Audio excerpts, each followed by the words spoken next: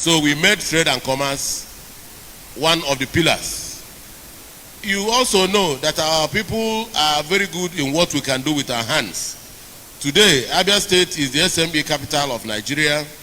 World Bank has reported that we have about 250,000 artisans doing shoes and garments.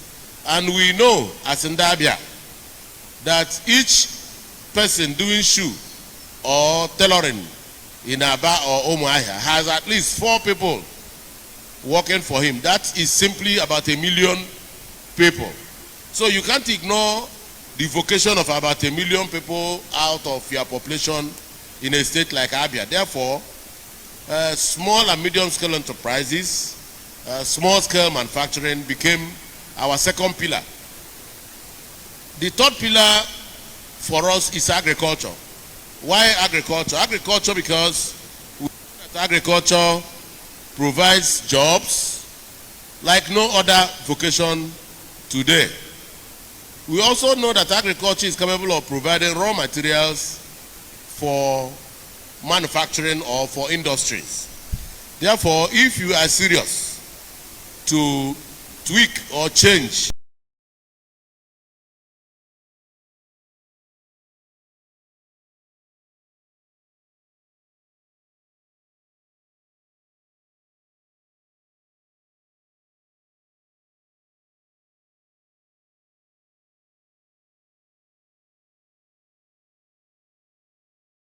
because whether you want to speak to agriculture, you want to speak issues around trade and commerce or small scale manufacturing, the individual has to have capacity. So education is important, and our kind of education, the kind of education we've been promoting and the kind of education we'll keep promoting is technical education. We want to produce middle cadre manpower that can support manufacturing and fabrication of machines, fabrication of tools and equipment going forward. Of course, you know that we have some little bit of oil and gas in Okwa area of our state. Therefore, oil and gas completes the 5 pillars on which we enunciated our pillars for development. But the things you see every day in government are the enablers, those things that will catalyze and propel trade and commerce, agriculture, small-scale manufacturing, oil and gas businesses, and education.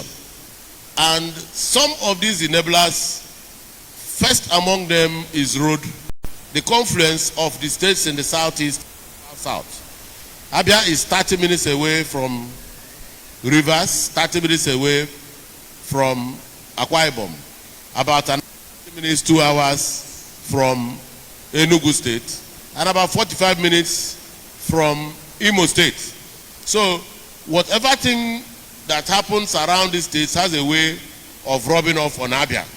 So the catchment business population in Abia State derives impetus and strength from the traffic that streams in from these states. Therefore, it is existential for us that we open up the link roads between these neighboring states into Abia State. And that is why we have spent so much time and resources trying to make sure that our roads are good enough to lead to our markets, to our manufacturing centers, and to agricultural centers across the states. I want to spend just a few seconds to speak to you about our paradigm and philosophy in doing roads. We decided to do roads using rigid pavement, which tells that you will do between 9 and 12-inch concrete with BRC or rod in between, and then use asphalt as wearing course. We have also made it a policy that all our city roads must come with full complement of drainages. This is the new thinking in Abia because we want to do roads that will outlive this particular regime. Because the only way we can top top up or add to the infrastructural stock, speaking about roads, is only if we can bequeath roads that will outlive this administration, so that the next governor will not have to bother so much about repairing the roads we have done.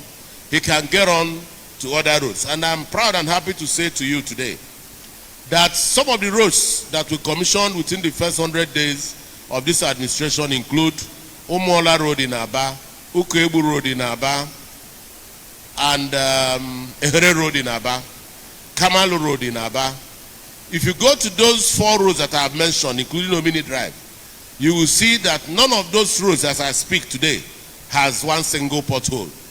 It gives that this is the narrative, because that is what I set out to achieve, so that these roads will outlive this administration and be handy for the next administration to count on, so that they can get on to next or other roads. Apart from roads, this administration has focused on health also as an enabler, because if you want to create a better life and you want to attract foreign direct investments or even local investments, you must begin to think like an investor yourself. So you imagine that if you have an investor coming into your state, he will have many worries. Assuming your road is good, he will ask himself, if I have a child and the child is sick, will he find hospital that can take care of his health? Therefore, we decided since 2015 to mainstream health care. But the issue of health care in Abia, we are tackling from 3 major prongs. We first of all looked at the entire spectrum of the healthcare delivery system. On the extreme left, you have the mother and child. And on the extreme right, you have the aged, the weak, and the retired elder statesmen that are now unable to move around freely. So for these 2 major extremes, if you want to increase life expectancy, because our specific target and ambition in the health sector is to make sure that life expectancy for Abia is higher than the national average. The national average today is between 46 and 50 years. But in Cuba, the national average life expectancy is about 84 for females and about 80 years for males. It is even higher than life expectancy in America. So how do we move life expectancy in Abia to a point where we can expect in Abia to, in the minimum, live to 55, 60 years? And if you want to do that, you must look at the vulnerable in the spectrum of healthcare delivery, and that is mother and child, and then the aged. So for mother and child, this government is working on a mother and child specialist hospital at a location that is opposite CPS in Umuahia.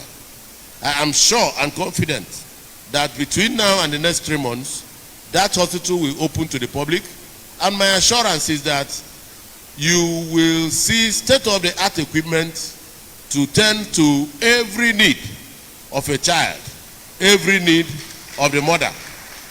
And at that time also, I want the Commissioner for Health to listen, and listen properly. It will be a law or a rule in Abia State for every clinic or maternity or primary health care center to report the death of a child at birth to the desk of the governor. I'll be interested to know why the child died. It is not because I want to punish the birth attendant or the doctor or the midwife, but I want to know because I'm concerned, so that we can correct the mistakes and make sure that the next child doesn't die.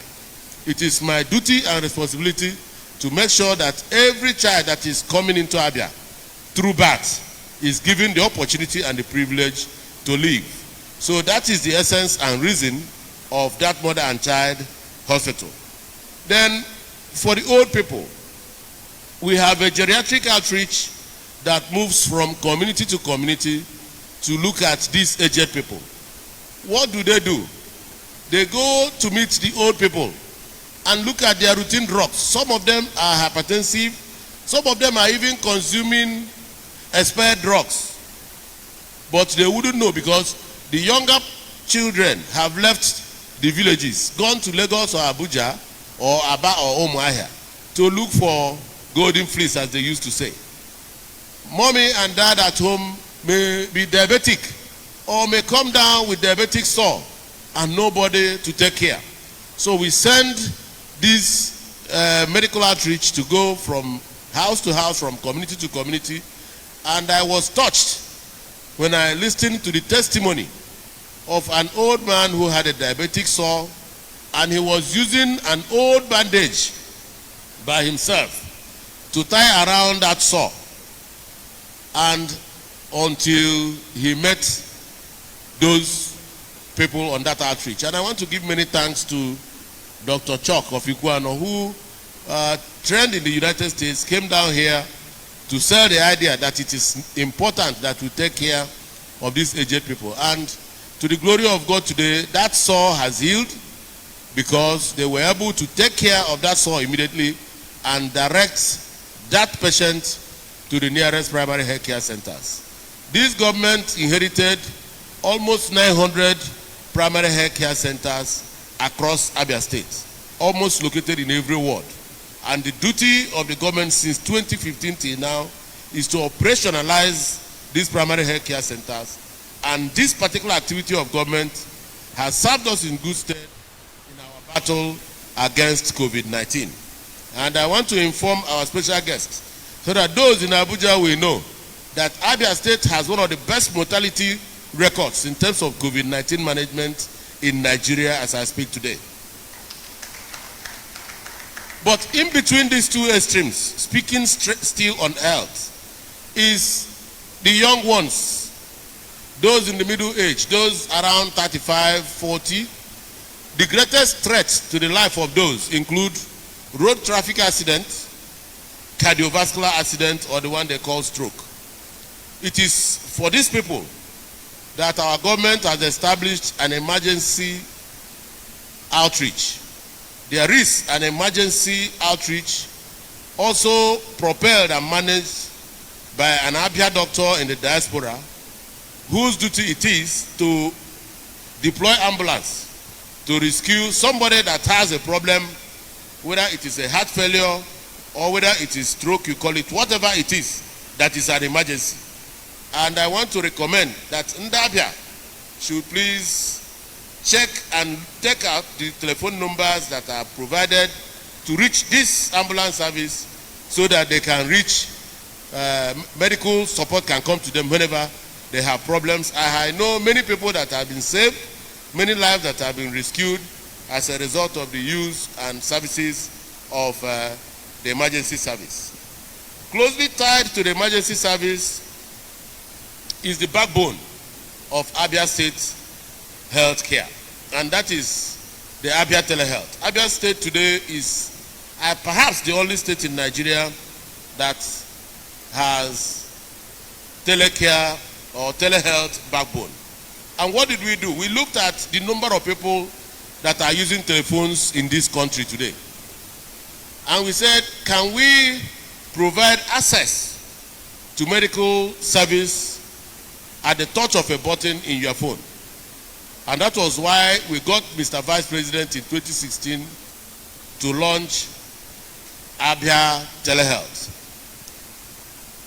Just close to where we are sitting this afternoon, there is a call center that houses 15 medical doctors that work 24/7 round the clock.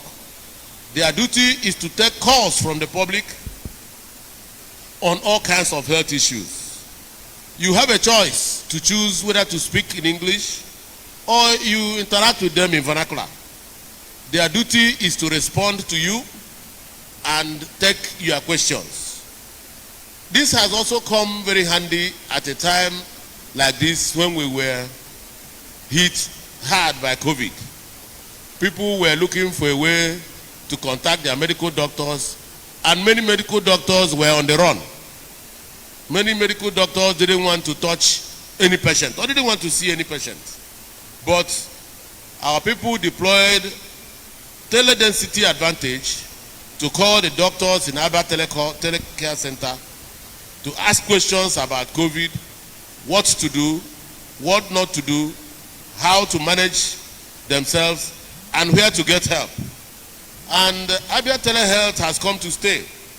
We are presently exploring the opportunity and chances of partnering with Glo. The idea is for Glo to provide free telephones, free lines, and even airtime to support Abia Telehealth initiative.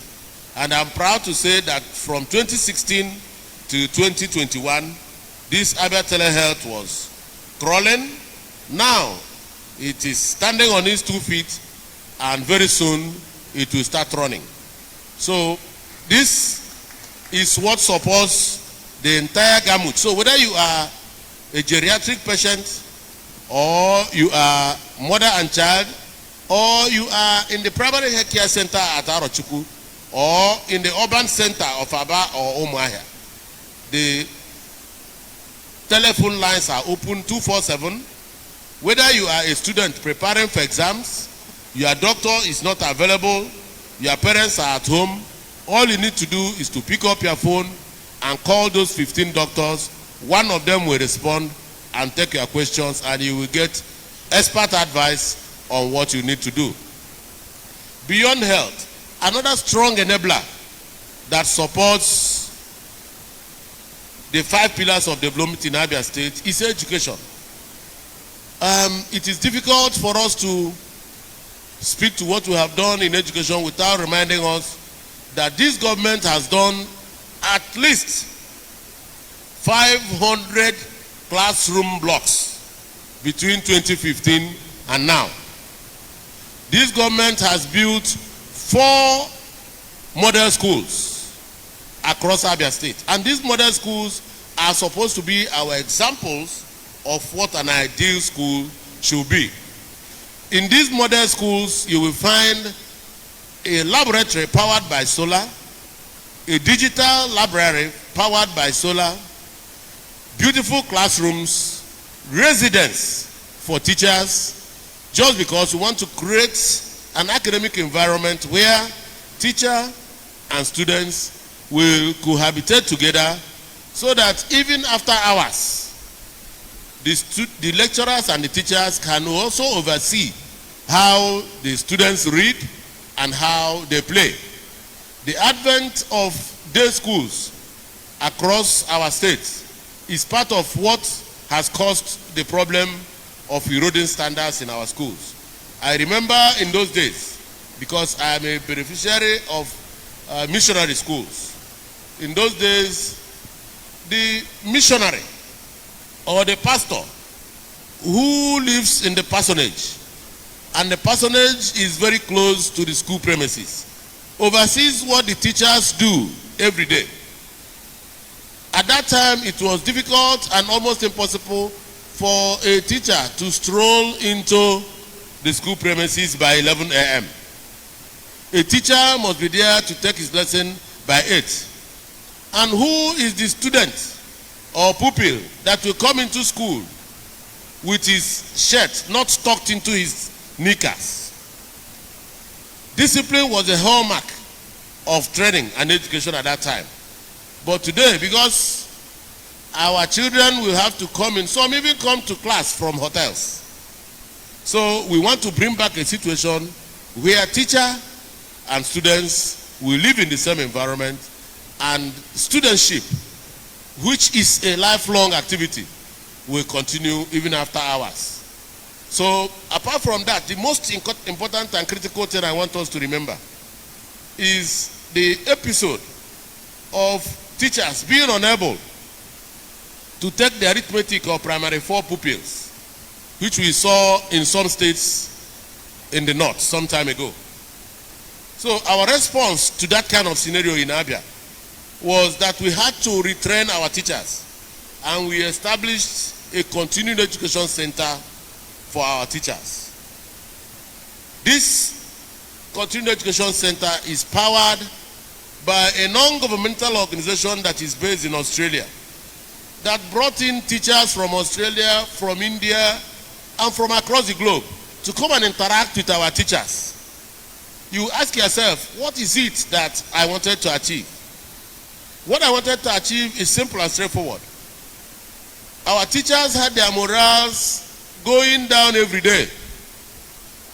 So we needed to expose them to other teachers so that they can know that the teachers in Australia and the teachers in Bangladesh and India were the same kind of people as the teachers in Nigeria. So by the time they finished training the first set of 300 teachers, we had teachers who could strike their chest and say, yes, we are indeed teachers and we are proud to be teachers. Beyond that, we have introduced digital and ICT education, because Abia State is perhaps going to be the first state in Nigeria that will go into digital learning. The equipment for digital learning has been imported and we have it in our space. We have trained the first set of about 500 teachers. Before the end of this week, we will complete the training to make 1,000 teachers that has gone through that kind of training, so that as schools reopen, we will be teaching our children with smart boxes, so that teaching in Nigeria, teaching in Abia in particular, will be the kind of teaching that you see anywhere in the world.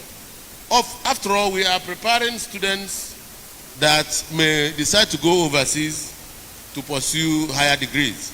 So we must be able to prepare our children to even learn in other climes. And we can only do that if we teach them the way that people elsewhere teach their own children. We have also exposed our teachers to basic and rudimental tenets of classroom management. So as issues evolve, we develop appropriate curriculum and pass it through our education system, through the continuing education system. So we are building capacity in a very strong way to make sure that we firm up and strengthen the kind of education we give. Little wonder that for the past 5 years, Abia State has taken first position in West African Examination Council examinations in Nigeria. Some people who did not believe the narrative said it was a fluke. But my brother, if somebody beats you in class 5 times, the only thing you can do is to bow and respect that individual. I want to doff my cap for our children, our students, and indeed pay special tributes to the teachers that have produced beaters in Nigeria of today. We have also done quite a lot in tertiary education. Abia State University has moved from number 97 on the list of Nigerian universities to number 26 as at 2020. And the second best state school in Nigeria. Abia State is number 1 in alphabetical order in Nigeria, and we are pushing ABSU and our children to take and remain as number 1 as long as God permits. So beyond education, I want to speak briefly about our interventions in areas of small and medium scale enterprises. And after that, I will give you the opportunity to ask questions, because as a teacher, I don't like to teach for more than 45 minutes, because if I so do, I will lose the attention of my audience. But just give me the next 5 minutes to speak to you about what we have done in promoting small-scale manufacturing in Abia State. In 2015, we did a study, and that study revealed that we had 4 major issues bedeviling the operations of those in the leather subsector. I'm referring to those who do our shoes, our bags, and our belts. And we looked at those four and decided to start with marketing. Because if you want me to list the four, they include issues around power, issues around access to finance, issues around automation and capacity building, and then issues around marketing and market share. So I decided to say to not only our artisans in Abia, but to everybody in this country, that in the words of Ahmadu Bello, if you fail to blow your trumpet, everybody will be blowing your own trumpet for you. So the idiom that says that it is immodest to blow your trumpet, I don't agree with that perception at all. I will blow my trumpet. And what is this, our trumpet in Abia? Our trumpet is that we are the best shoemakers and we are the best dressmakers in Africa. So I decided to market Made in Aba. For me, Made in Aba was not about Aba. It was about respect and regard for the ingenuity of the average Nigerian youth. The Nigerian youth, the average Nigerian child, is a genius. And there are so many things we have done and that has gone unsung. I'll just give you one example on the side. The polytechnic we have at Abia here, Abia State Polytechnic. The students and lecturers of that polytechnic produce an electric bulb that has a lifespan of eternity. This electric bulb does not know anything like the bulb is dead. Yes, you've been listening to Flow 94.9 FM. This is the flow of God's own stage. And we're live. We're transmitting from Michael Opera Auditorium, the venue for the Abia Social Converge Valentine's Day special. And of course, it's been a wonderful time out here. And of course, it's been a day. It's a wrap. That's how far we can go anyways. Let me just quickly bring you a rundown of what happened here today.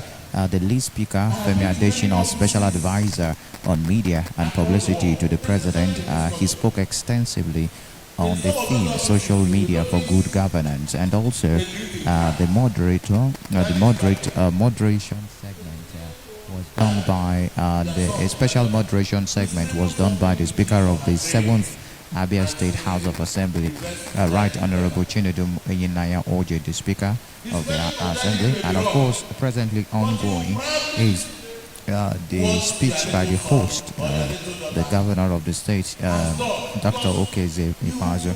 But that's how far we can go right here. This live transmission, courtesy Flow 94.9 FM. But not to worry. If you want to continue listening, you can head on to our Facebook page because we've been streaming live. And that's a very thank you to everyone that worked with me, the members of the outside broadcasting crew of Flow 94.9 FM, from the pilot, that's Tony, down to Samson Eze, who helped with the logistics also at the studio end.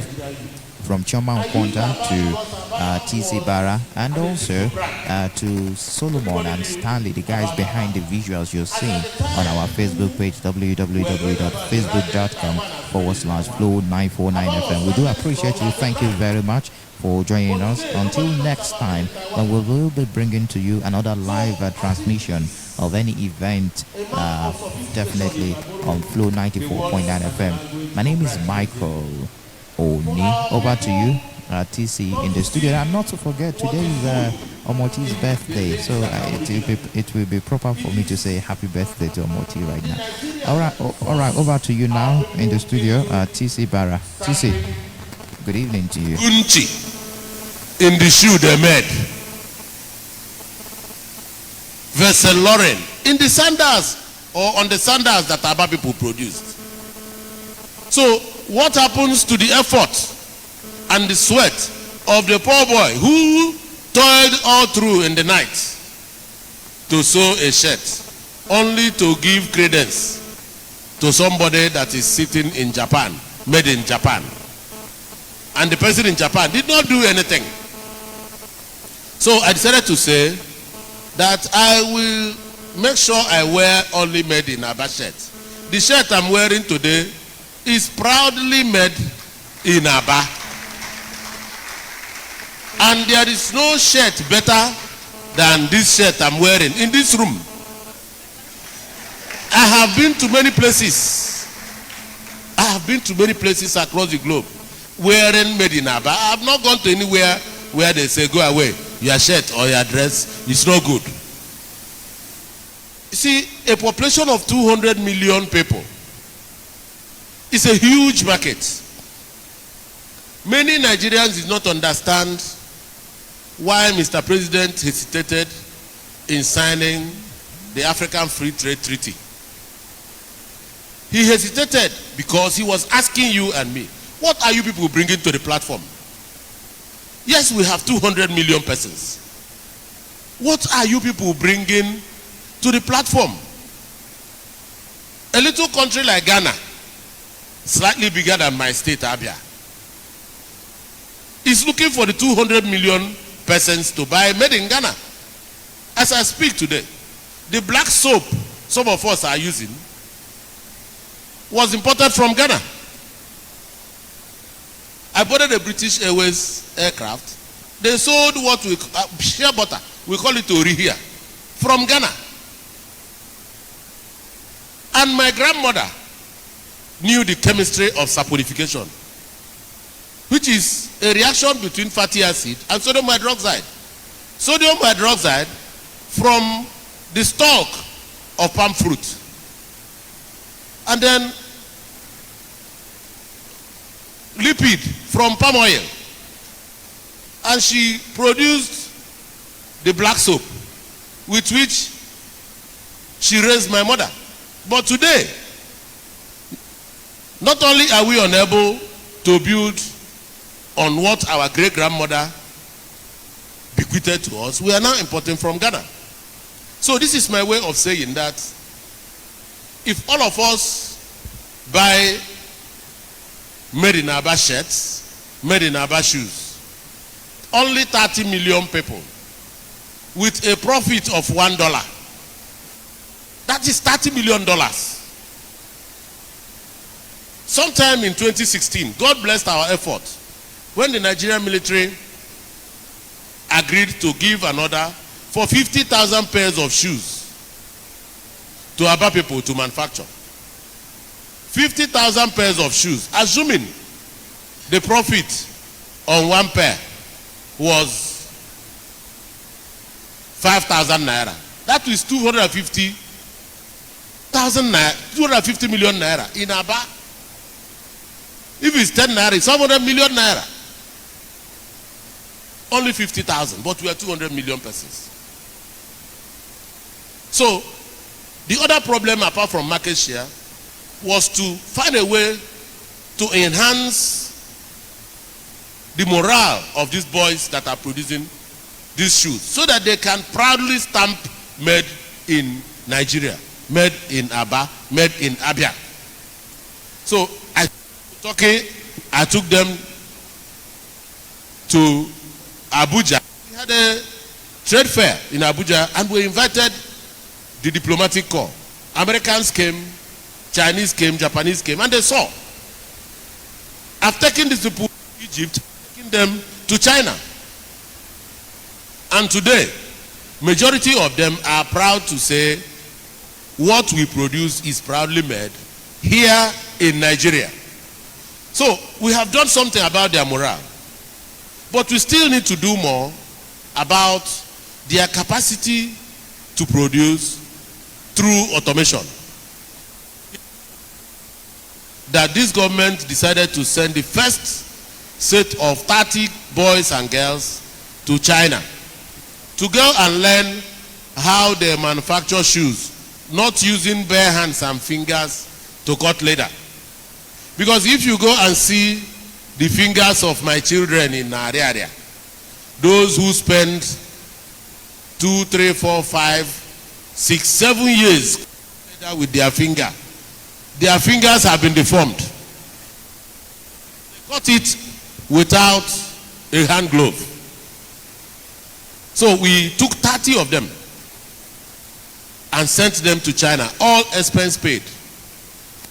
While in China, I got the best encouragement anybody in my position could ever ask for.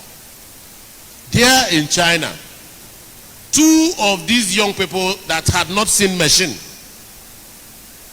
within 2 weeks, took away the jobs of the Chinese.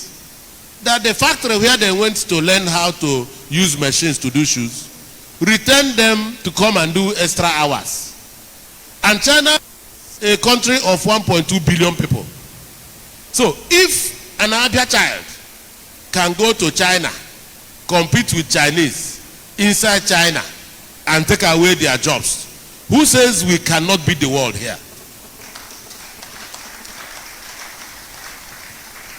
That is why I am one governor that is not afraid of the Chinese. I know countries that don't like Chinese. I know some people I want the Chinese to bring it on. This is what we are preaching in Enyimba Economic City. Provide a manufacturing platform for every person all over the world to come and manufacture. We want you to come here and manufacture whatever you want to manufacture, so that we can use the tail of our eyes and be watching what you are doing. We are very good in copying things. We will copy that technology. So they have returned from China. And in order to sustain the growth of the technology of shoe manufacturing in Abia, we decided to import a shoe manufacturing line, end to end.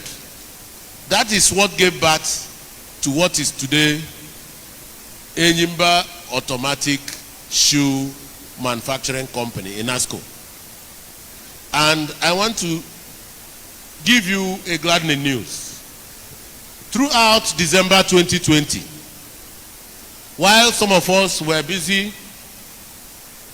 enjoying in our villages, some of those children that went to China, in that factory that we have set up in ASCO, were battling to meet deadline for the production of shoes ordered by Nigerian Railway Corporation. I am happy to say today that those shoes have been manufactured and delivered to Nigerian Railway. I'm also happy to inform this audience that today, Enyimba Automated Shoe Factory is an official contractor and supplier of shoes to the Nigerian police, courtesy of a contract that was signed just last week. I want to seize this opportunity once again to call on our security agencies. There is no point going to order these things elsewhere. The quality of shoes in Abia today has moved up. We have left our yesterday. We are in our today, pointing at tomorrow. The quality of our shoes today is comparable with the quality of shoes manufactured elsewhere in the world. And we are prepared to be part of the shoe manufacturing business across the world. We are not interested in Nigeria alone. We want to capture West Africa. We want to capture Africa. And we want to capture part of the world, because we know we can't capture all the world. We are indeed appealing to those countries who do not want to do business with China. They can come and do business with us, because the same machines that the Chinese use to manufacture their own shoes, which you buy before, is the kind of machine we have. And we have those boys that took away the jobs in China now working in Abia State. So, speaking to the issue of power, because you cannot do much about small-scale manufacturing if you have not done something about power. This government collaborated with the federal government and established the Area Independent Power Plant. This Area Independent Power Plant is the first independent power plant that is functional in our space today. And it is targeted at the shoe and leather manufacturing cluster around Umuehile, Bakassi in Area. And what we are minded to do is to provide power in such a way that it can be regular, it can be predictable, and it can reduce the cost of production so that our products can compete. We are also interested in enabling those manufacturers to acquire machines that the hitherto wouldn't delve into on account of the fact that probably power supply was irregular. So this is a clarion call for those who are still using generators around the area to desist, because the last inferno that gulfed part of our area came as a result of those generators. You have an option, but the ambition of this government is not to provide just two options, EEDC and gas turbine, as provided by the agency in charge of rural electrification of the federal government. No, we are heading for the third option. And the third option is geometric. And I want to thank the federal government for providing support that has enabled funding agencies, including Afrexim Bank, to bridge the gap in funding that is now giving us hope to say that certainly, before the end of this year, Abia State will perhaps be the only state in Nigeria with uninterrupted and uninterruptible power in this country, courtesy of geometric power. Now, so these are some of the things we have done to promote small and medium scale enterprises.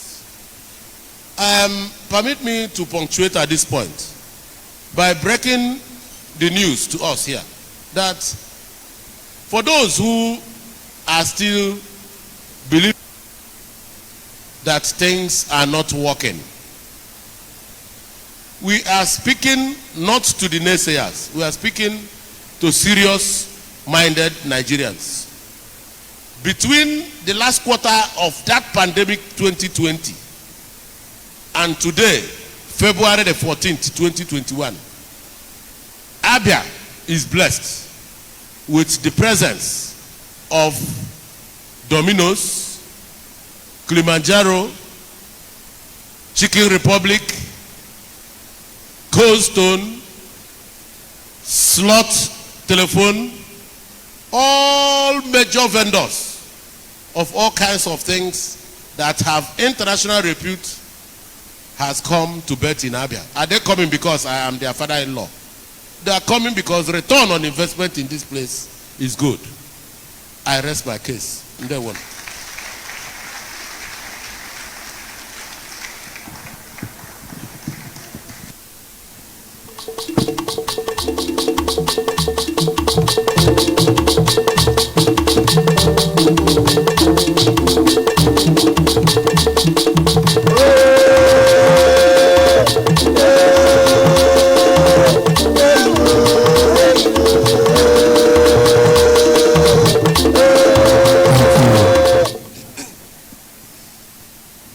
Ladies and gentlemen, please put your hands together for our governor again. Your Excellency, we want to thank you so much for using this time to educate us. Abia youth never had this kind of opportunity before. This is a father and children affair. And this we are enjoying today in Abia State. Your Excellency, before we go into the question section, I want to say that we know all you are doing today, especially in Abia and all the parts of the state. All the road infrastructure, Your Excellency, I say, I will need the next project. He gave you next year. Get here and canopy no Maya. Just make sure and you look. Make sure and you look Maya. Come on, I relax charge because every Kasa, why I got Basaya Laba. Kinetically. Ladies and gentlemen, you have an opportunity right now to ask your question. Your Excellency is here to answer your question. We are going to take your questions. So you raise, we want the youth. IK is with the microphone. IK, can you please move into the crowd? Move into the crowd. The youth, please be concise with your question. Be constructive with your question. His Excellency is already here to answer some of our questions this evening.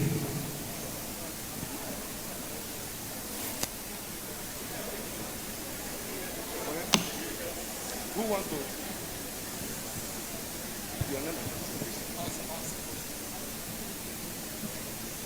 Your Excellency, good evening, sir. My name is Honorable Okezie Henry. I'm from Ikpeazu, local government area of Abia State. Before I ask my question, sir, permit me to thank you for what you have done, sir. My question goes like this, sir, is in the area of security.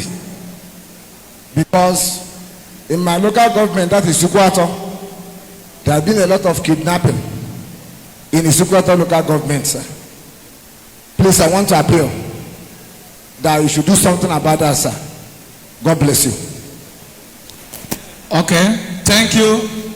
Please, we want much of questions, please.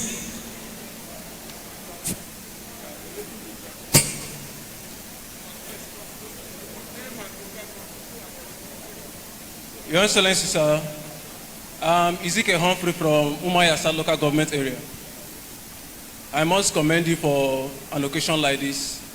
I must respect the person of Femi Adesina, the special advisor to the president. It's more of a constructive criticism. We have youth who are into cyber crimes and who also go into posting propagandas in the internet space. So I will want to use this medium to tell the government to look for other means to redirect the youth in such programming. There's what we call programming and Okay, thank you. Please, when you have the microphone, go straight to the point, to your question. Go straight to your question. We are going to take 3 more questions. 3 more questions. Your Excellency, sir, my name is Ekele Donamdi Nelson. I'm from Ahomaya, Abia State. My Excellency, I want to ask you this question. In Abia State, we have a lot of seeming unemployed graduates. I want to know if you have any plan for them. Thank you, sir. Thank you. Please, can you move the microphone to the other angle, to the other side? Please, I need a youth. Or I need youth, rather. Go ahead. Good evening, everyone. Good evening, His Excellency. I want to use this medium to thank you for converging this kind of program. And it's an honor for me to meet you for the first time. Now, my question is this, and I'm particularly concerned about Abia women. You know, the world is going global, and for us to be relevant, we have to make inroads globally. Now, Your Excellency, you talked about education, you talked about human capacity development generally. What are you doing, or what are your plans in helping the youth? I'm talking about the females in Abia State, or in the area of STEM, science, technology, engineering, and management. And also, what are you doing to help Abia State have a reliable data collection system? Because Abia State does not have data collection. Sorry that I said this, but it's Thank you. She asked how we can, she asked about girl-child inclusiveness. Girl-child inclusiveness. Thank you very much.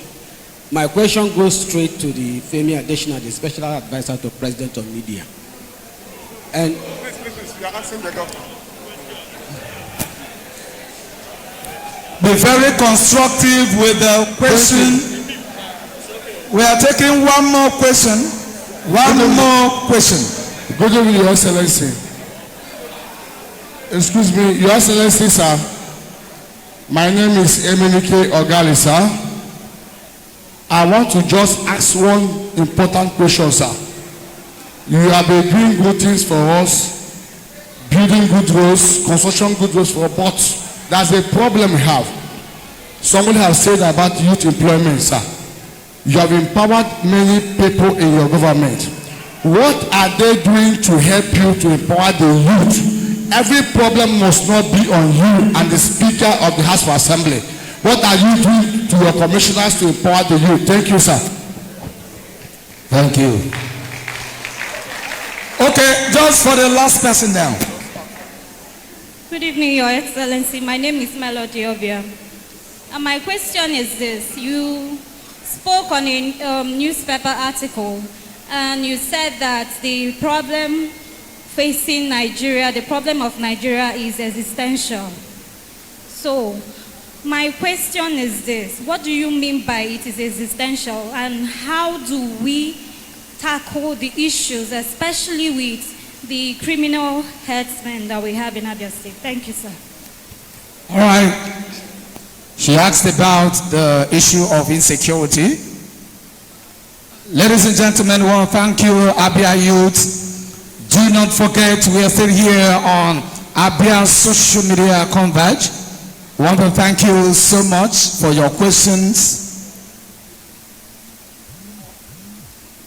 Please, I've been authorized to have two more questions. Two more questions.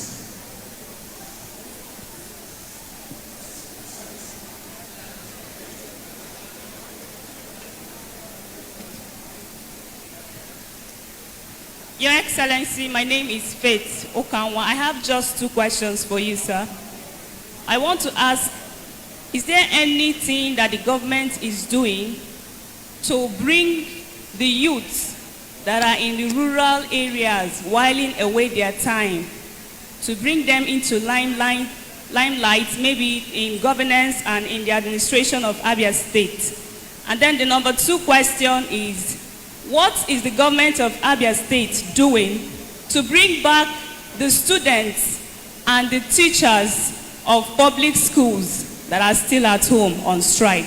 Thank you very much, sir. Thank you.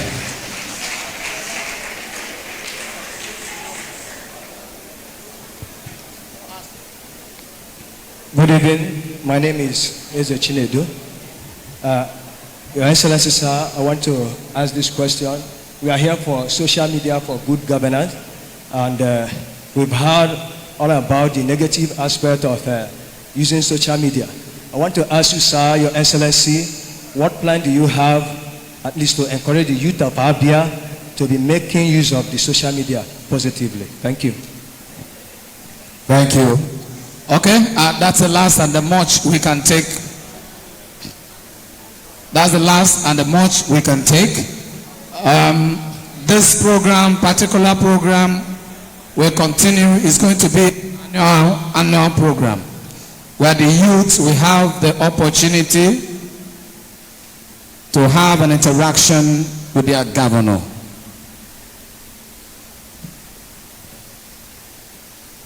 Thank you very much.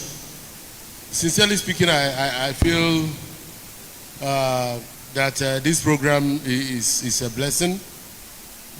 If we had social media practitioners that are, willing and capable of engaging leaders and people in my position on issues that worry them, I'm sure we would be able to sift the corn from chaff, because I know some individuals do what they do because they make themselves available to be hired and paid to deride and undermine people. But those who are sincere, who are bothered about issues of governance, for you to have me come here to talk to you on these issues that bother you, for me, is a privilege, and I cannot get tired of taking your questions. If you have this kind of event, even if it is by next month, I will still submit myself to this meeting and respond. Now, let me go to the first question. Henry from Ikpeazu was bothered about security issues around Ikpeazu. Ikpeazu is a border local government, and because through Ikpeazu you get to Utru, from Utru you can get to Ebonyi, you can get to Imo State, and lately we have had massive infiltration, and we have done a deep study as to why it happened. It shouldn't happen at all in Ikpeazu, because Ikpeazu has strong military presence, and there are more generals in Ikpeazu than we have in any other local government in Abia State. So, and I know that there is no general without at least 5 or 6 soldiers. But be that as it may, what has happened actually was that, one, we had infiltrators who ordinarily use the channel between Utru and Ikpeazu area, the area I want to call where you have Akara Junction. So those people who usually move along those channels, we had people that are not necessarily from Abia who have infiltrated that population. Again, the movement of the police area command from Ohofia as a result of those who destroyed that police infrastructure in that place, somehow led to the fact that it became almost difficult for the police area command in Abia North to superintend over visceral or peripheral local governments in Abia North like Ikpeazu. So we are working hard to make sure that we return that area command to Ohofia, which is more central, from where they can move rapidly to check what is happening. The second other reason is that there was a bad spot where vehicles usually slow down, and so these criminals hide around that area and pounce on unsuspecting individuals. We have started work on that bad spot, and I'm sure that between now and the next 10 days that we would have completed re-asphalting of that area to make sure that no vehicle stops there. We are also, we have ordered security agencies to in place routine patrol around that area, and such vigilance led to the foiling of an attempted kidnap episode in Ikpeazu even today, where the security agencies were able to foil that. And I want to tell you that the last incident that happened around Ikpeazu, which was very popular in the social media, we are getting to the root of that matter. 3 suspects have been arrested, and we are getting useful confessions from them. Unfortunately, 2 of them are not indigenes of Abia State, but their armorer is from Ikpeazu. So this takes us to the 3rd leg of our strategy, which is that we have advised the traditional rulers to involve town hall or president general of town unions and hold town hall meetings from community to community to sensitize our people, because most of these criminals if you study the pattern of crime, you will notice that if you see a crime that is happening repeatedly in one location, on one spot, there must be the hand of collaborators from the indigenous population. So security is our business, it's everybody's business. Nobody can sit at his home, in the comfort of his parlor and expect government to do everything. All of us must shine our eyes. But this government is determined to make sure that criminality is stamped out in every space. All ungoverned spaces in Abia State must be protected and covered by law enforcement agencies, and we have our eyes all over the place. If we were able to apprehend within 2 weeks those who perpetrated the heinous kidnapping and the assassination or killing of somebody along that axis within 2 weeks, then it will tell you that this government is sure and prepared to protect lives and property. Abia State remains one of the safest states in Nigeria, and we want to guard that record jealously going forward. The second question is about from Ekeledo in Ohoho, and he was bothered about unemployment for the youths. I want to tell Ekeledo that this government, we have not done everything, but we have done quite a lot in terms of thinking for our youths and finding a way to mainstream them in the governance structure of the state. We have created direct employment for Abia youths by creating some agencies and outfits that we think through which youths of this state can be given platform to participate in governance and earn a living at the same time. You must be aware that we have TIMAS, we have APUMA, which is Abia State Public Utilities Maintenance Agency. We also have the Signages Agency, which monitors and regulates the signages in our state. Beyond these three, in agriculture, which is our major flagship, I mentioned it earlier as one of our pillars of development, we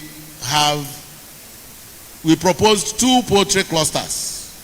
One is operational as I speak, and CBN has given kudos to that poultry cluster at Unsulu, through which over 2,000 youths have gone through it, and most of them are doing quite well as poultry farmers.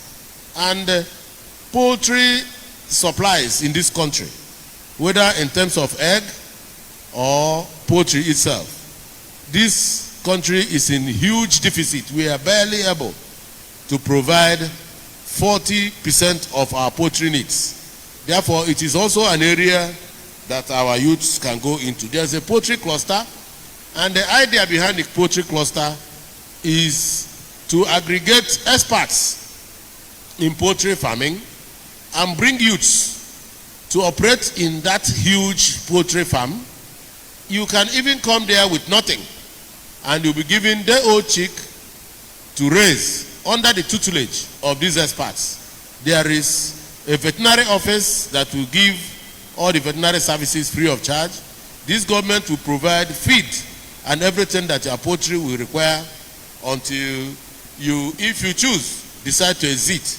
But by that time you would have sold and made profit, or if you wish, you would also continue. Working in that poultry cluster gives you the opportunity to start a poultry business without having to bother yourself about money with which to establish or to build a poultry pen yourself. Because most new poultry farmers start by building pens, and by the time they finish the chicken pen, they are unable to purchase the day-old chick with which to start the business. So that is why we are building 2 poultry clusters. The one at Nsulu is working now, and before the end of this year, the one at Item will come on stream.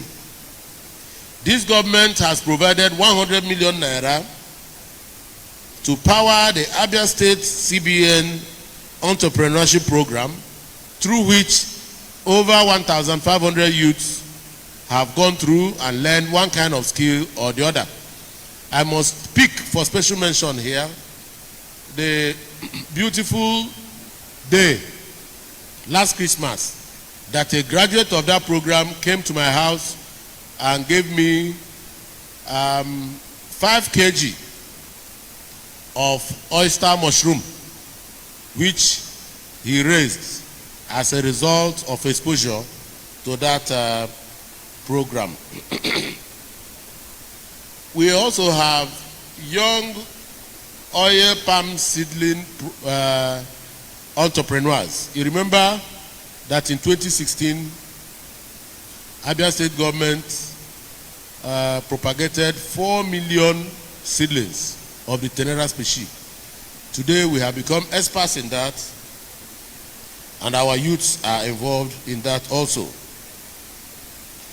Apart from these ones, I want to mention that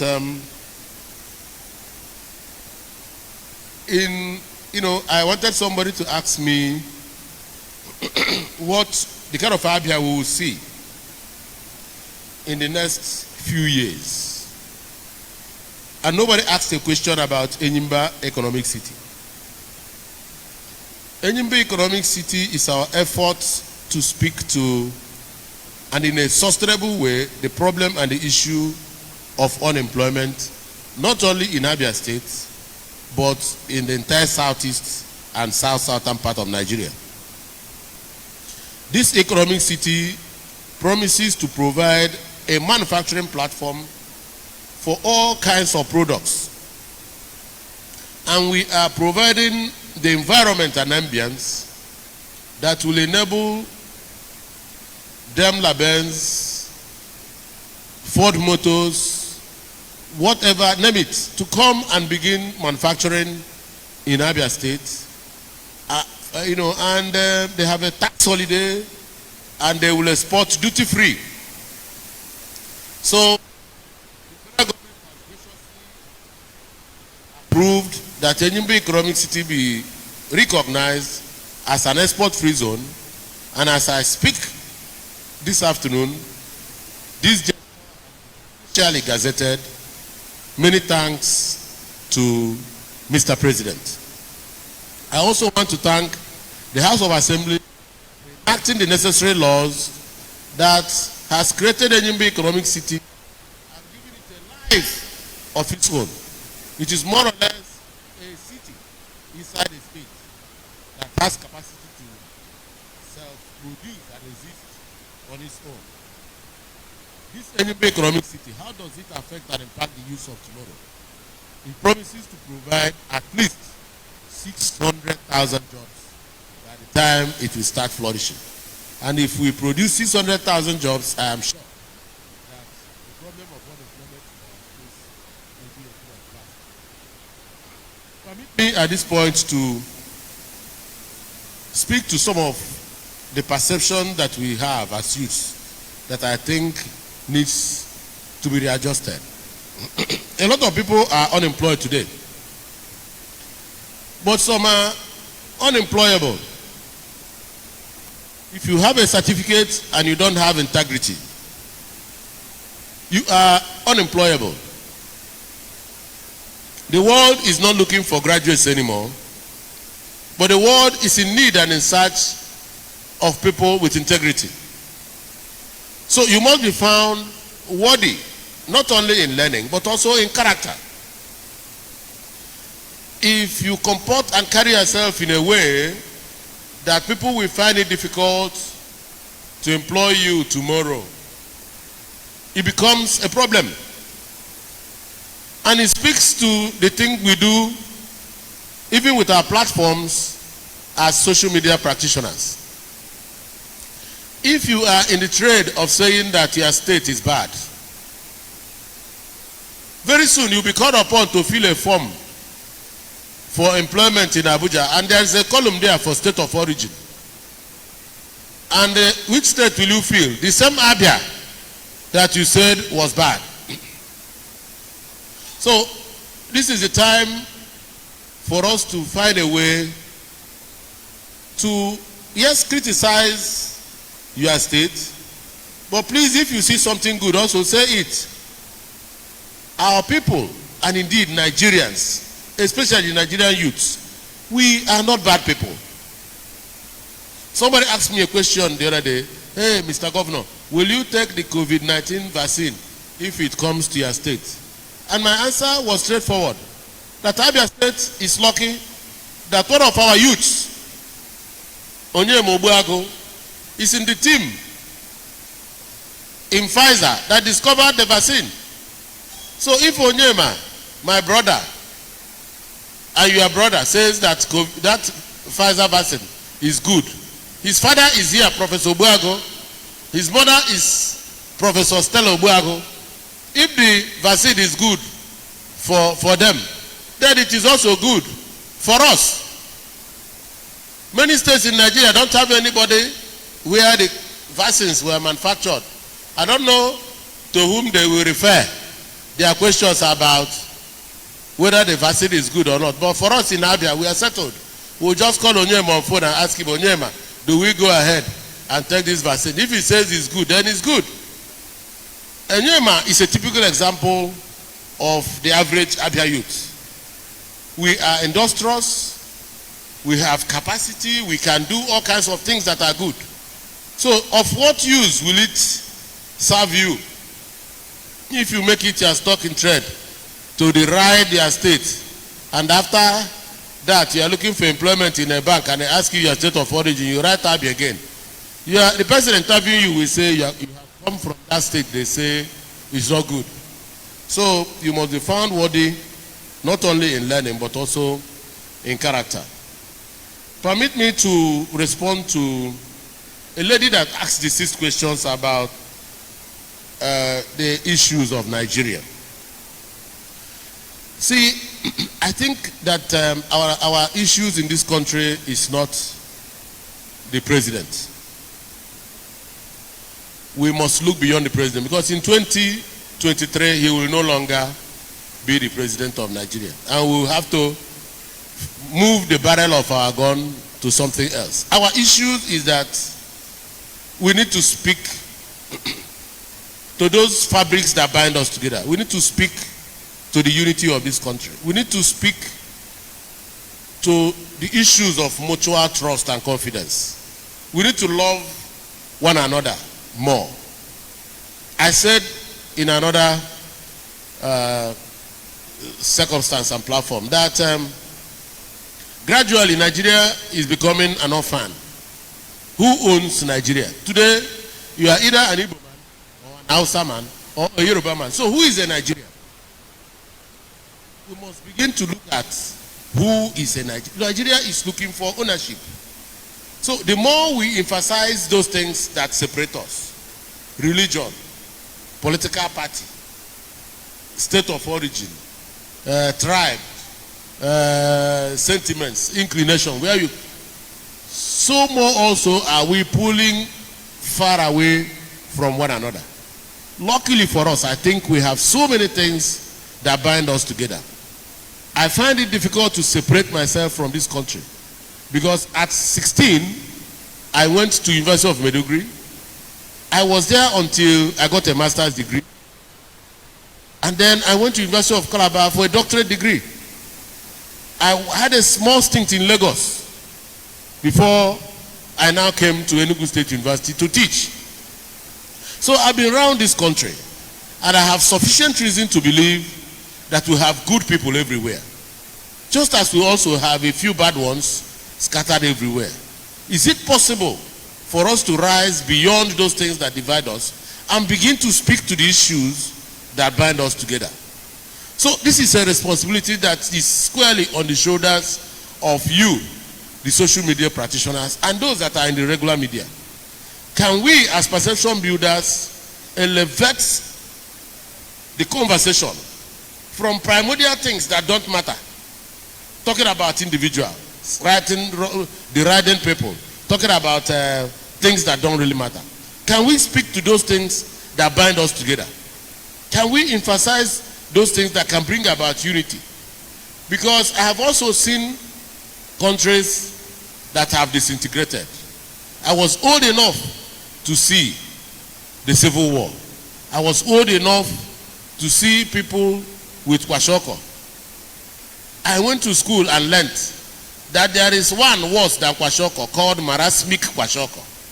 You suffer marasmus and you suffer kwashoko at the same time. I was around to see people eating lizards. I was around to see people chasing rats. I was around to see people taking other people's wives and children. This is a place that nobody wants to be. It's a place that nobody wants to be. And like the rain, if it falls, it will fall on everybody's roof. At that time, it will be difficult to separate one roof from another. So the problem of this country is beyond where you are focusing. We are allowing ourselves to distract ourselves. Can we raise the bar of the conversation? So this is what I mean by saying that our problem in Nigeria is existential, and we have a chance, we have an opportunity, we have a privilege to correct it today so that our tomorrow can be better. But I want to say that quick fixes don't work all the time. It takes time. Little wonder, it takes 9 months for the gestation to get a man, to get a woman. If you want a child, you must wait for 9 months or so. Some animals wait for 1 year.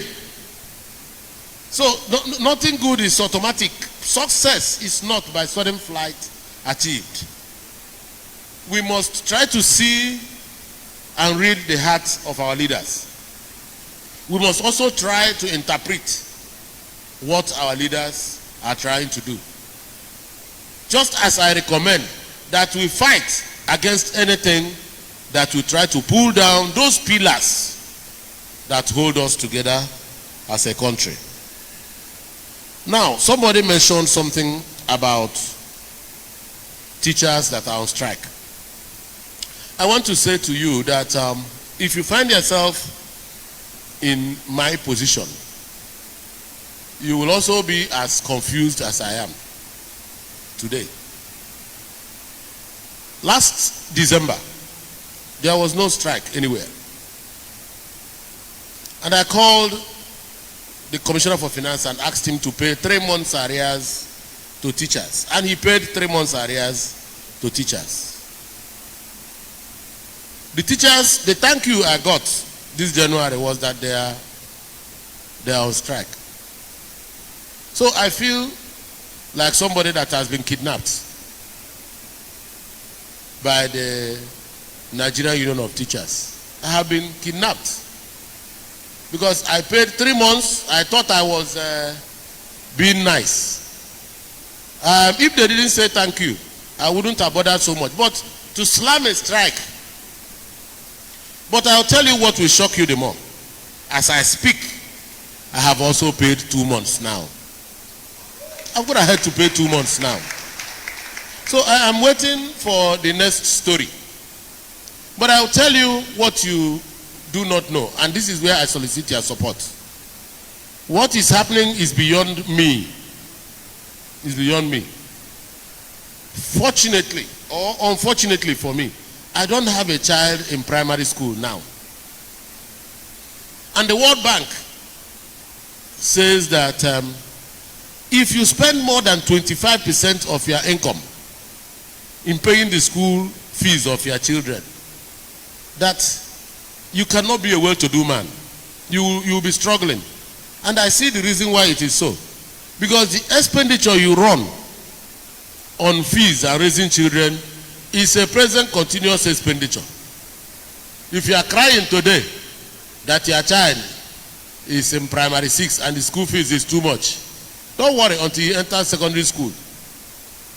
If you are crying that your child is in secondary school, is about to take West African Examination Council exams, and then you are crying that the fees is too much, wait until he enters university. So it is a present continuous expenditure. That is why the World Bank says that you must maintain a ratio to not more than 25%. In 2015, we had 150,000 pupils in public schools in Abia. In 2015. And we know that we have much more than that in schools. Why is the share just 150,000? What it means is that many families in Abia will not be able to spend just 25%. You will have families in Abia spending 75 or 90% of what they earn on school fees. And that is signing a death warrant. So immediately the federal government announced their program of school feeding. Abia State took it up. Federal government offered to feed primary 1 to 3. But in Abia was, I don't know what has happened today. As of December 2020, Abia was the only state in Nigeria that was feeding primary 1 to 6. It is not because we are rich. It is because I wanted a way to woo back our children back to public school so that our parents can pay less and stay within the World Bank ratio. Today, we have 600,000 pupils in public school. So, moving from 150,000 to 600,000. So what those teachers that are on strike today want to reverse is to push back those our 600,000 children back to public schools so that our parents will continue to suffer. It is not about Ikpeazu. So they are all my children also, but I don't know who is playing the drum that they are dancing to. If I knew the person, I would have gone to beg the person, allow these people to come and teach our children so that they can remain in public school and our parents can have enough money to do other things. So this is the issue. It is not about me, it is about the teachers. So please, I know you are rich, is very far. You people should ask them, why are they still at home? Now, somebody asked, and that's the final question, the positive impact of social media. I think that, like, if I borrow the words of our guest of honor, the social media has come to stay. It has come to stay. And part of what we see in the social media today is a accumulation of so many things. One of them is that if somebody is jobless, he has a job, he is hungry, and the person may choose the social media to ventilate his anger. This is why today, anybody whose soup gets sour in Abia, it is the governor. There is no two regimes that are the same. When Sam Bakwe was governor, was different from when Ojozo and when my predecessor, Governor T. Oji, and myself. The time Governor Ojozo Carlo was governor, only 4 people had cell phone, himself, Bodex, and 2 other people. The big one, that is like bigger than this bottle of water. Only 4 of them could talk to themselves. But today, every person is clutching a device. That device is a tape recorder. The device is a camera. You can decide to use your camera and snap nonsense. You can decide to use it and snap what is good. But you have a role in society, and the role is sacred. Every society that has survived depended on the media for success. It is the media that is the stay. You know, if you see a high tension wire or installation, the pole, some strategic poles are held or fastened with what they call a stay. there is a metal wire pinned to the ground on sides. Otherwise, a small wind can come and remove the pole. So the main frame of government, the philosophy of government, the unity, the fabric that holds every nation is sustained by the media. And the media perpetually sets their eyes on the balls. If the media reports what is good and you want to appreciate them, all right. But you can't use money to get the media to do what is not right. So the media is like a pope. They pontificate, they say things and they don't err, quote and unquote. So the constitution and the ground norm of the country is what they are looking at. But the media must go the extra mile by trying to peep into the heart of the leader to know where he is going through conversations like this. And no two leaders have the same style. One leader may be more engaging than the other leader. It doesn't mean that he is a bad leader on account of the fact that he is not as engaging as the other leader. So if you understand what your leader is trying to do and where he is going, if you see that that destination is good, that that destination will add value, that that destination can be built upon, it is the duty of the media to support and catalyze the achievement or the making sure that that success becomes the lot of that administration in that regard. But if you paint everybody with the same brush, you will create a situation where all the time you throw away the baby and the bathwater. Two previous speakers have alluded to what I regard as insistment, a leader blocking whatever that will lead him to social media. I am one of such people. I feel kidnapped also by the social media. I don't go to social media. I don't depend on social media for any information. But I have people who depend on social media for all kinds of things. And I forbid them from sharing the things that are not true. But my aides know that I love criticism as much as I love accolades. Because as a scientist, negative result is as important as positive result. If I go into the laboratory today and I have this bottle of water and my research is centered around whether it can provide respite for COVID patients.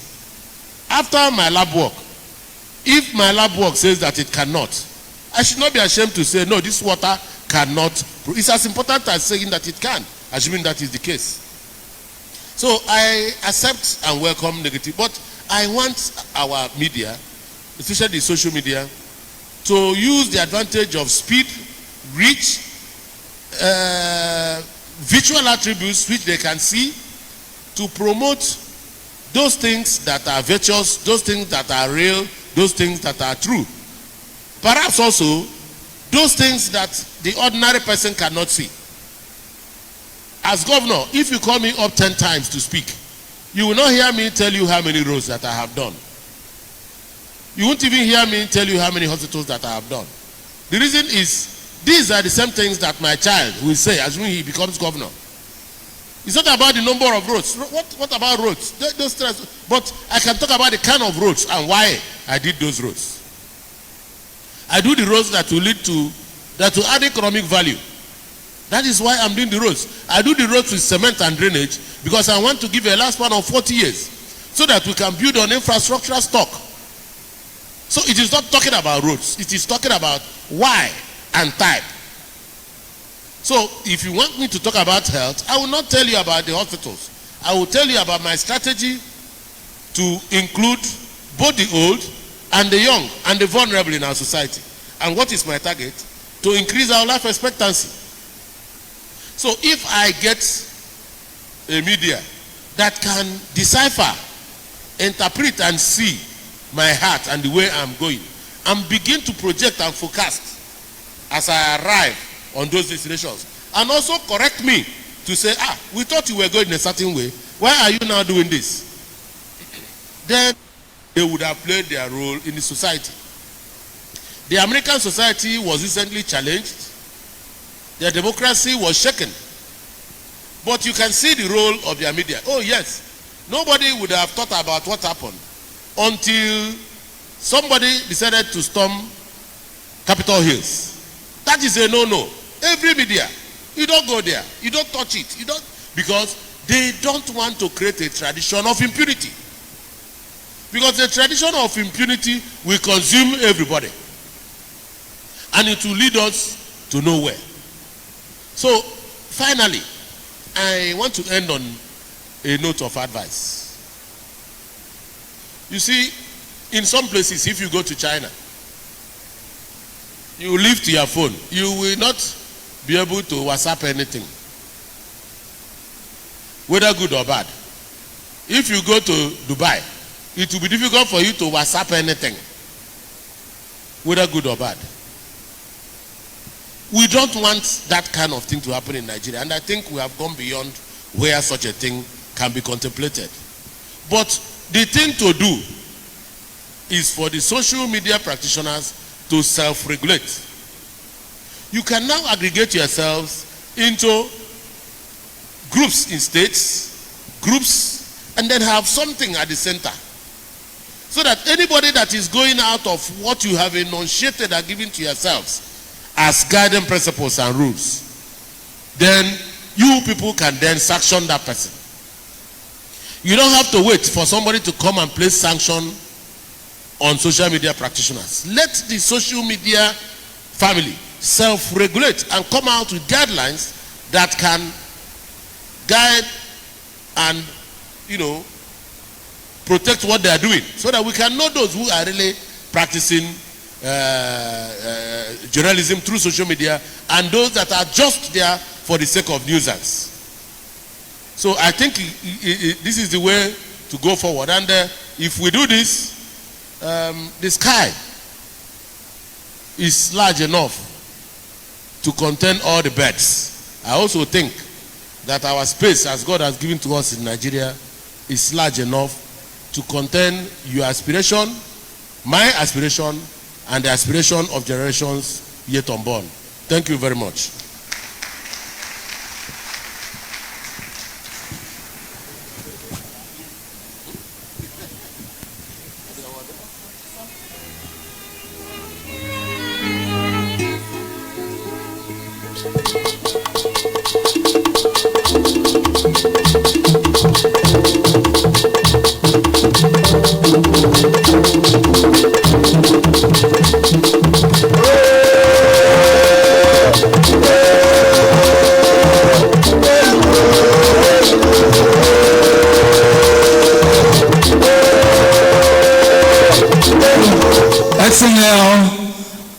XNL, Wamba, ladies and gentlemen, put your hands together for the Executive Governor of Abia State,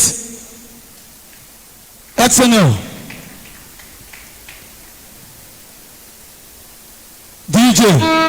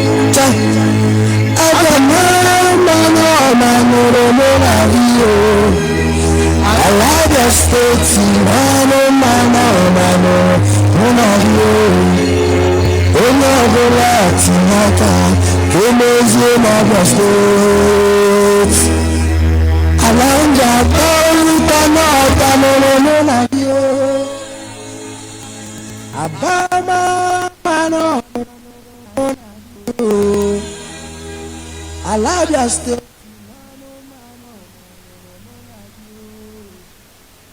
Onye ọbụla tinye aka emezi obodo anyị. Okezie Abia ozunuru mụ na gị o cha cha cha. Okezie Abia ozunuru mụ na gị o oke nke ikpeazụ ozu na-abịa n'ozunuru mụ na gị o onye ọbụla tinye aka ka etinye Okezie o. Ladies and gentlemen, I'm proudly Abian. I don't know about you. If you know you are proudly Abia State, can I see you put your hands in the air like this now? I want to let you know that we have an acting governor. DJ play. Abawu yori yori now, one time. Yeah. Abawu yori yori, abawu yori yori. If I can be. Wow. Based on true life story. Now based on true life story. Excellent. Papa knows yori yori. Abawu para para. Abawu wanuta. Abawu chara chara. Ularia o. Abawu dachi dachi.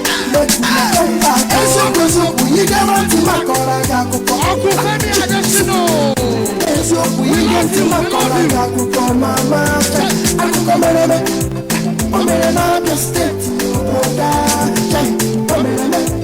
Omere na longwe ngwa uru kenti. I know say last year yes say about people no get the security. Last year people gossip say about best them no the flex activity. People run helter skelter. Went to Port Harcourt and nowhere for shelter. Everybody run helter skelter. Some go to some delta for shelter.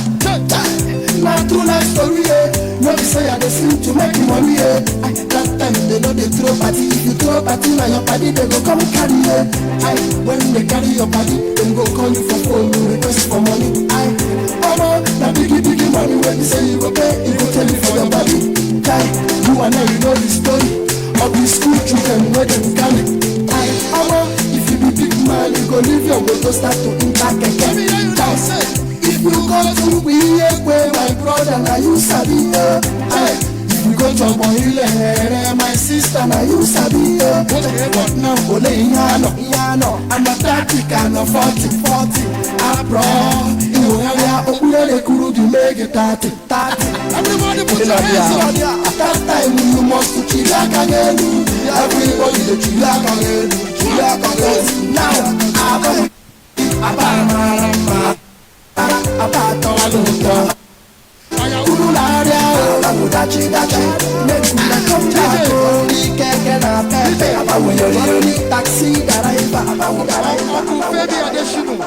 I want to tell you something you take home. Hold on. We have a kinetic Abia. Our governor in his space has constructed over 100 roads. In his own time, over 4 model schools.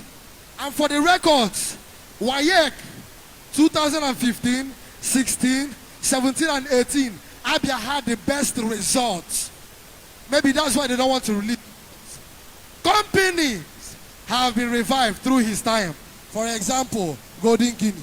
Ladies and gentlemen, we want to say thank you, the former governor of Abia State, Theology, for giving us the man that took us to a promised land. God bless you. God bless you. God bless you. Thank you. Thank you. Thank you. Thank you, XNL. XNL,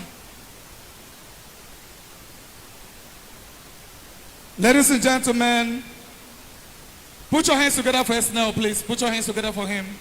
At this juncture, distinguished ladies and gentlemen, may I invite the Secretary to the State Government, Barrister Chris Izem, for a vote of thanks.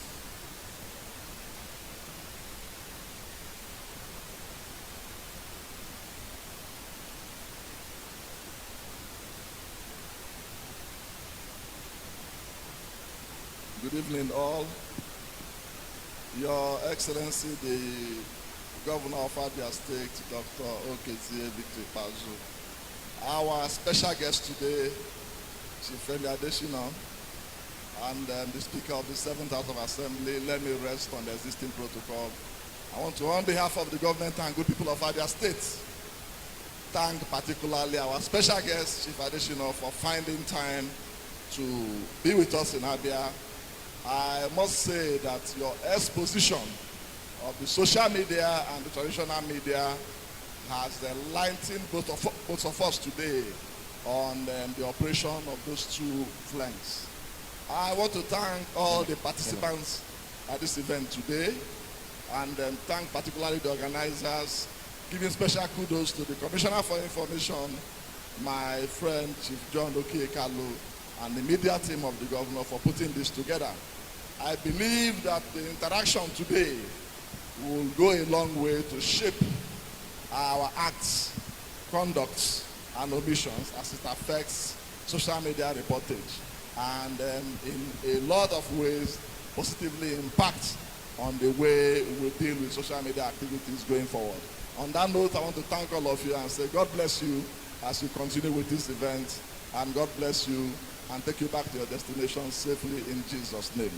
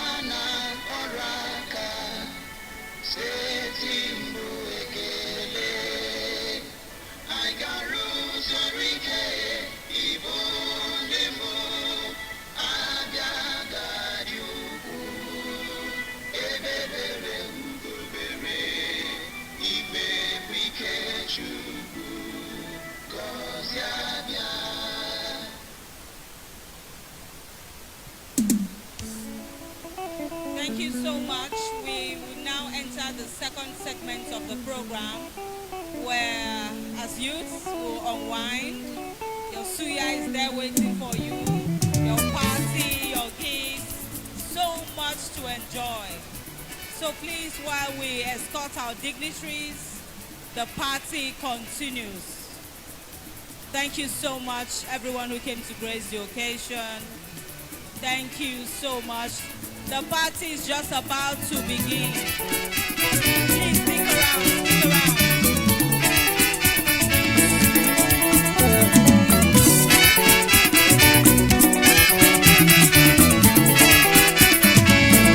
I've got a rhythm